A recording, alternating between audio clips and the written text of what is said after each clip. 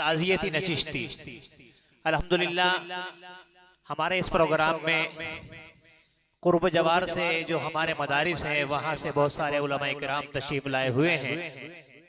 जैसा कि मौलाना मोहम्मद सलीम साहब ओमाही से तशरीफ़ लाए हैं, जामिया नाशिरुल्लूम पांडोली से मुफ्ती रिजवान साहब और जनाब कारी मोहम्मद नईम साहब दामत बरकातुहुम। इसी तरह सिराजुल उलूम भलसवे के मोहतमीम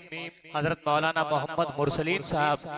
दारुल महमूदिया हुसैनिया के नाइब नाजिम और मोहतमीम हमारे रफ़ीक़ मोहतरम मौलाना मोहम्मद मसूद साहब कासमी दामत बरकातुहुम, और इसी तरीके से अशरफुल हिदायत गंदेवड़ा से कारी मोहम्मद रिहान साहब, और अल्हम्दुलिल्लाह मदरसा दारुल रशीदिया जवालापुर से जनाब कारी मोहम्मद जावेद साहब,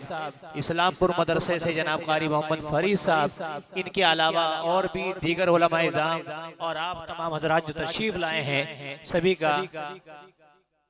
सभी का आप तमाम हज़रात का पुरतपाक इस्तकबाल है। अब प्रोग्राम की तरतीब यही है कि बस दुआ होगी, दुआ के बाद फौरन अजान है, अजान के बाद फौरन नमाज है,